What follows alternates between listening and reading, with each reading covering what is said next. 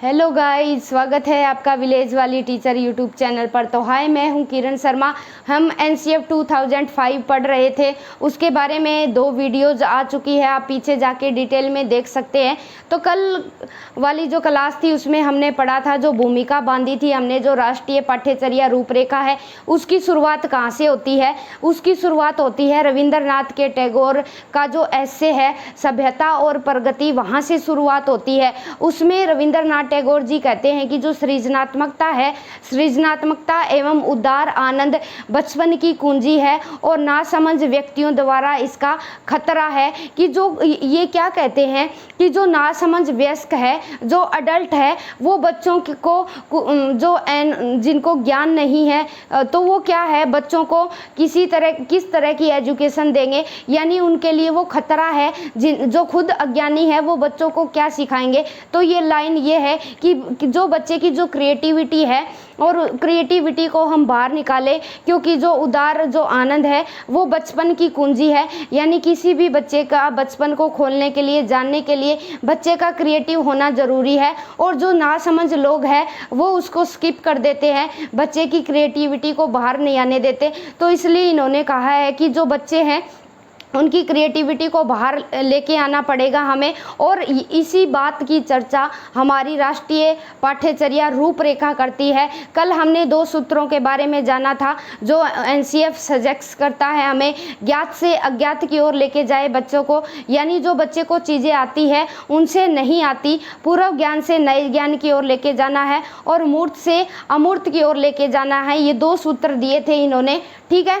तो अब क्या है, कल हमने पढ़ा था जो इसका मेन फॉर्मूला है वो शिक्षा बिना बोझ के, यानी बच्चा क्या है, एजुकेशन को बर्डन लेस समझे, उस पर एजुकेशन है वो किसी तरह की बोझ न हो। तो आज हम पढ़ेंगे जो एनसीएफ है जो हमारा, ये क्या कहता है, ये कहता है कि 5 मार्गदर्शी सिद्धांत दिए गए हैं इसमें, कि ये हमें जो सिद्धांत है, ये जो प्रिंसिपल है, ये हमें एज ए टीचर बच्चे की स्किल को बाहर निकालने के लिए हमें हेल्प करेगी। तो नंबर क्या है, पढ़ाई को रटंत प्रणाली से दूर करना, यानी बच्चे को रट्टाफिकेशन न करें, ऐसी चीज़ें ना सिखाएं हम। बच्चा समझ के हिसाब से लर्निंग बाय डूइंग करके सीखे, अपने हाथों से कोई काम करे और फिर वो चीज़ें सीखे।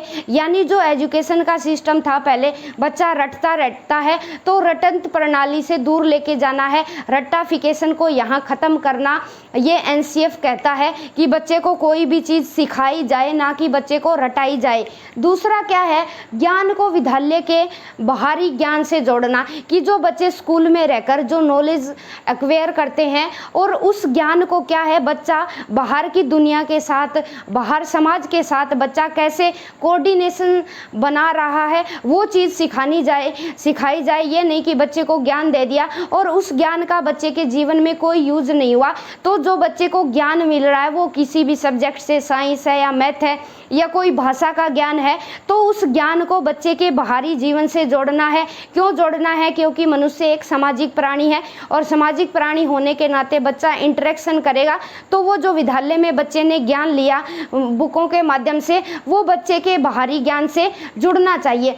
फिर नंबर तीसरा क्या है, तीसरा बिंदु क्या कहता है कि जो हमारा करिकुलम है, जो हमारी पाठ्यचर्या है, वो ऐसी हो कि बच्चे का ऑल ओवर डेवलपमेंट हो। शारीरिक विकास भी होना चाहिए, मानसिक विकास भी होना चाहिए, संवेगात्मक विकास भी होना चाहिए और सामाजिक विकास भी होना चाहिए। अगर ऐसी एजुकेशन बच्चे को हम दे रहे हैं जिससे बच्चे का चहुमुखी विकास हो रहा है, तो वो कहीं ना कहीं हमारे एजुकेशन के जो गोल्स है वो पूरे होते हैं, ठीक है।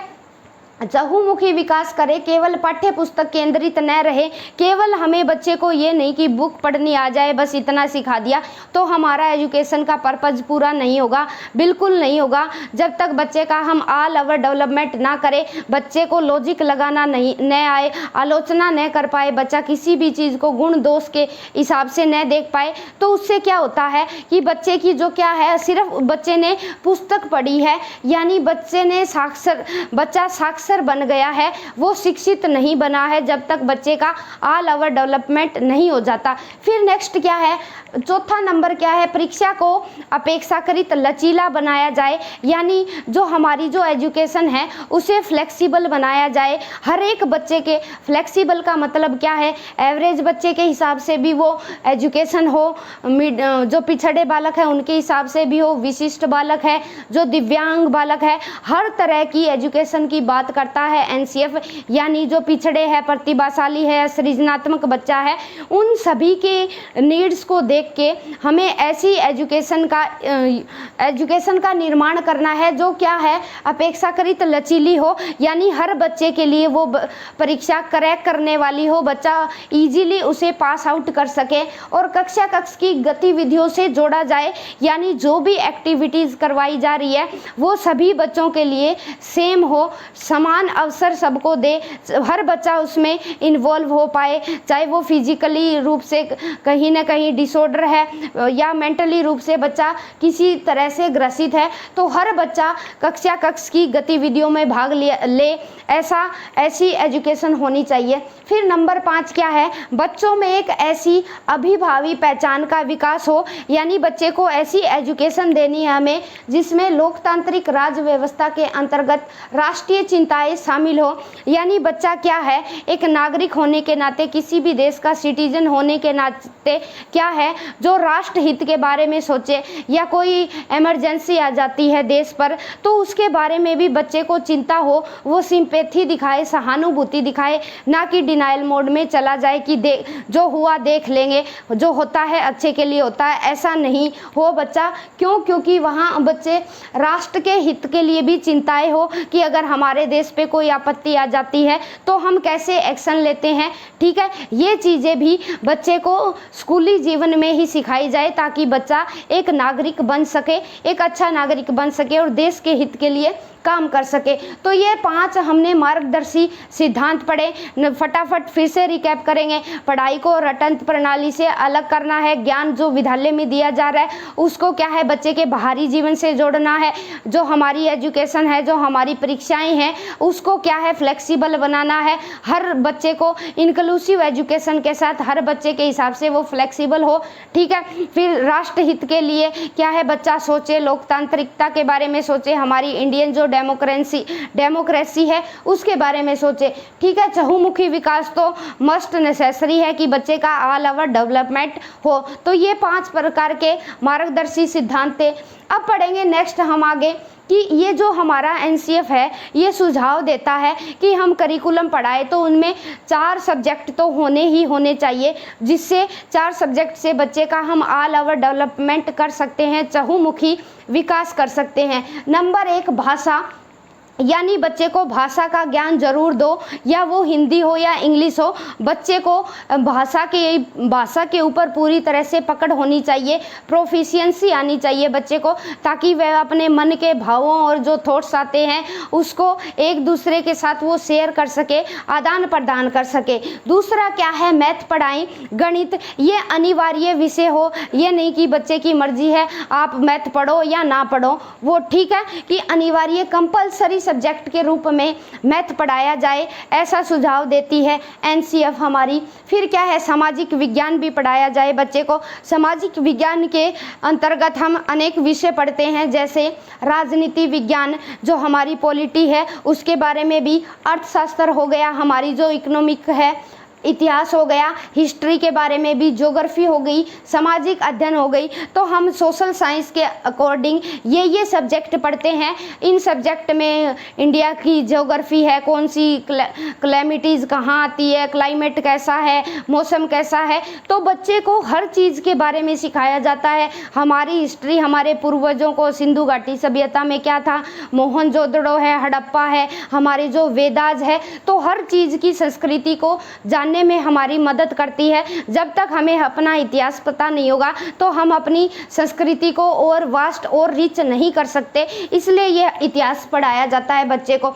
तो 4 फिर हो गया सामान्य विज्ञान, यानी बच्चे को साइंस भी पढ़ाई जाए, सामान्य नॉलेज हो बच्चे को साइंस के बारे में, बॉडी के बारे में बच्चे को समझ हो, अपना जो ह्यूमन स्केलेटन होता है उसके बारे में पता हो, हर चीज़ के बारे में बच्चे को पता हो, ताकि वो आगे चलकर इन्वेंशन या डिस्कवरी करे, खुद का अपनी आइडेंटिटी क्रिएट करे। तो 4 सब्जेक्ट को कंपलसरी माना एनसीएफ ने। नंबर 1 भाषा का ज्ञान होना चाहिए, वो भाषा कोई भी हो सकती है, वो बच्चे की मर्जी है, ठीक है, वो कौन सी भाषा पढ़ना चाहता है, वो बच्चे की स्थानीय भाषा भी हो सकती है, हिंदी, इंग्लिश, नेशनल या इंटरनेशनल लैंग्वेज भी हो सकती है। और मैथ को अनिवार्य विषय के रूप में पढ़ाया जाए। क्योंकि अगर बच्चे को हम मैथ सिखा रहे हैं, कंपलसरी सब्जेक्ट के रूप में सिखा रहे हैं, तो बच्चा वहाँ लॉजिक लगाना सीखेगा, तर्क वितर्क करना सीखेगा, क्रिटिसाइज करना सीखेगा। बच्चे के ये मस्तिष्क को ट्रेंड करता है, हमारा माइंड इससे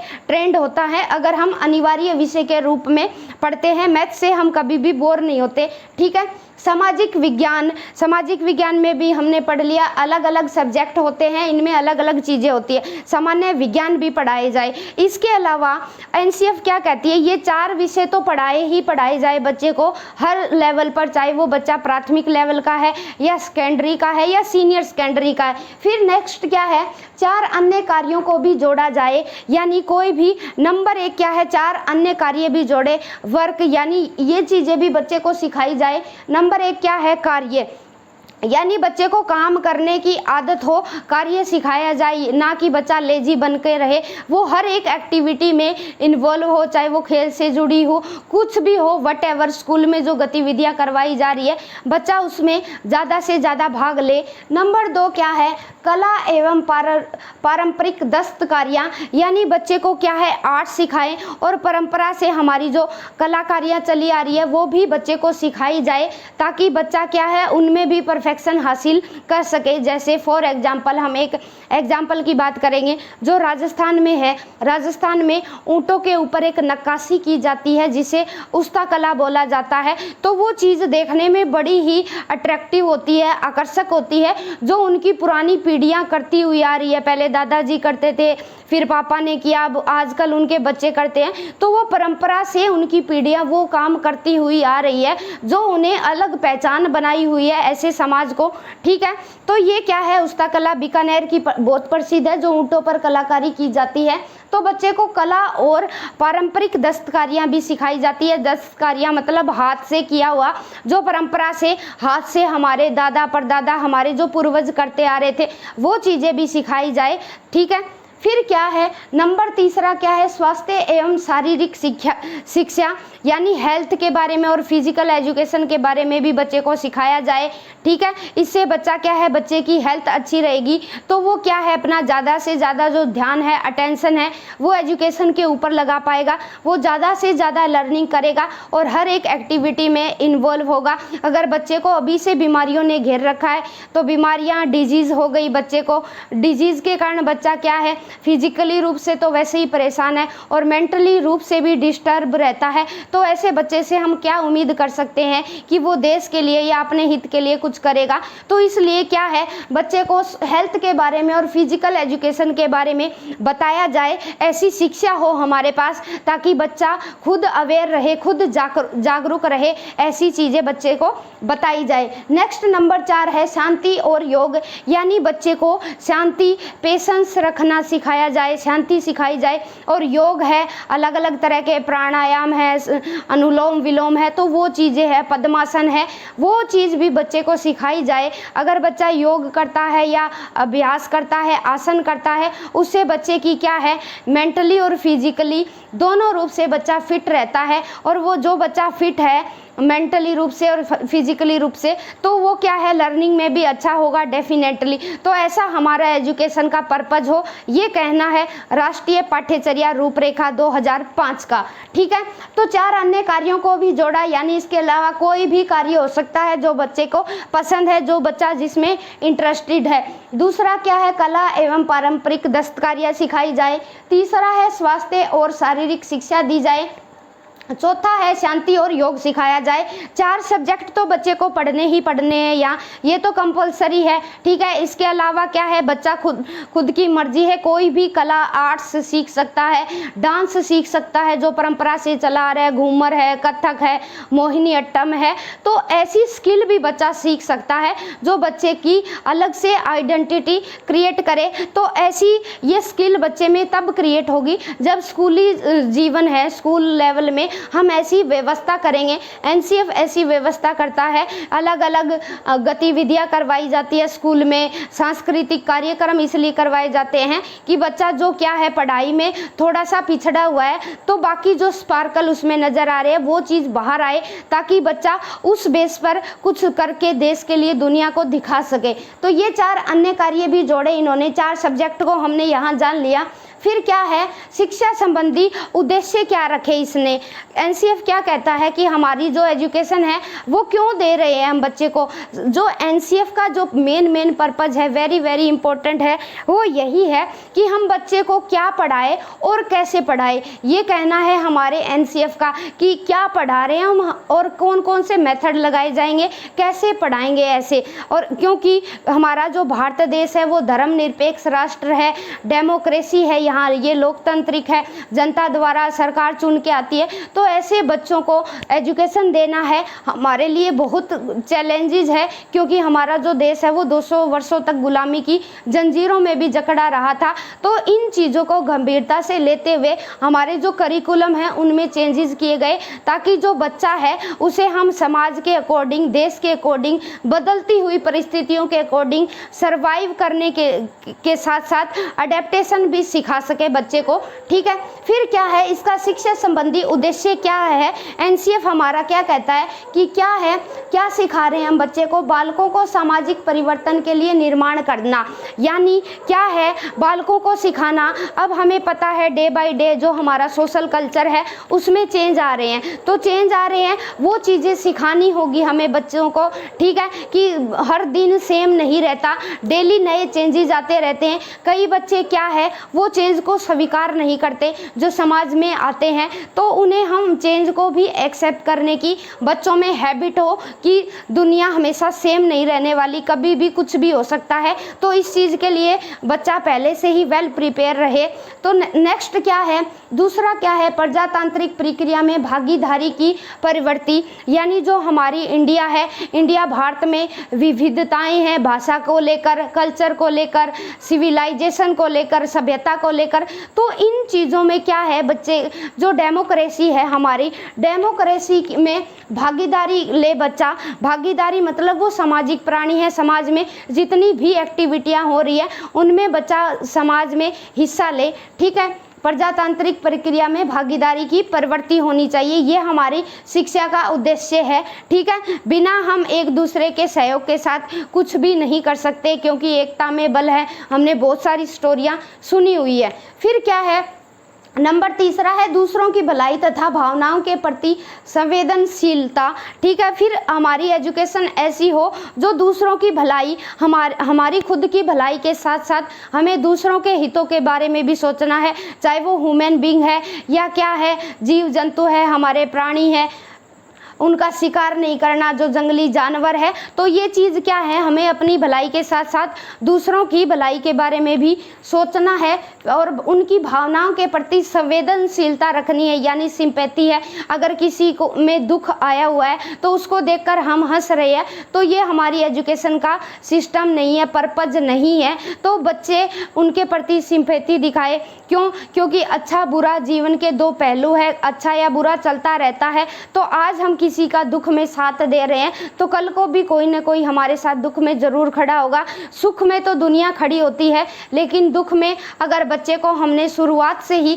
संस्कारों में, शिक्षा के माध्यम से ये चीज़ बच्चे को बता दी, तो बच्चा क्या है, खुद ही दूसरों की भलाई के बारे में सोचेगा और दूसरों की भावनाओं के साथ भी खिलवाड़ नहीं करेगा। ये एजुकेशन का हमारा पर्पज होना चाहिए। नंबर 4 क्या है, बदली हुई परिस्थितियों का सामना करने के योग्य बनाना, यानी जो कंडीशन चेंज हो रही है डे बाय डे, चाहे वो क्लैमिटीज़ में लगा लीजिए, ठीक है, या हमारा जो क्लाइमेट है, डे बाय डे हर चीज़ बदल रही है। तो उस जो बदली हुई चीज़ है उसके हिसाब से हम बच्चे को अडेप्टेशन करना सिखा रहे हैं, सर्वाइव करना सिखा रहे हैं, ताकि बच्चा क्या है कन्फ्यूज़न में न रहे। क्योंकि डे बाय डे हर चीज़ें चेंज हो रही है। बच्चा उन चेंजेस को स्वीकार करे और उन स्वीकारों के साथ ही आगे बढ़े। ये ना कहे कि हाय ये क्या हो गया, घबराए नहीं। जैसे कोरोना महामारी आई थी तो एकदम से जो चीज़ें हैं वो चेंज हुई, तो ये नहीं कि हम डिप्रेशन का शिकार हो गए, एंजाइटी आ गई, हमें दुश्चिंता आ गई कि अब क्या होगा, हम क्या करेंगे, डिनाइल मोड में चले गए।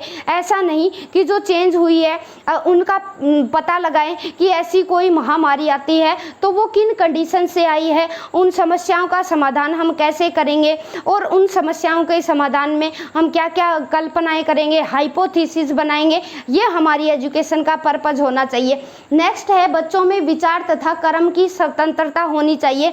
यानी बच्चा क्या है किसी भी चीज़ को देख के विचार करे और उसमें क्या है कर्म करने की स्वतंत्रता हो, यानी वो कुछ भी काम क्या है फ्रीली कर सके, उस पर किसी भी तरह का प्रेशर ना हो, अपनी इच्छा से उसकी जो नीड है, आवश्यकता है, उसके हिसाब से बच्चा काम करे। तो ये 5 प्रकार के उद्देश्य हैं, ये शिक्षा संबंधी उद्देश्य है जो NCF 2005 में गिवन है। इनमें से सीधे सीधे क्वेश्चन उठा के पूछे जाते हैं कि बताओ निम्नलिखित में से कौन सा उद्देश्य NCF 2005 से कनेक्टेड नहीं है। तो इन 5 में एक बार फिर से बताऊंगी मैं।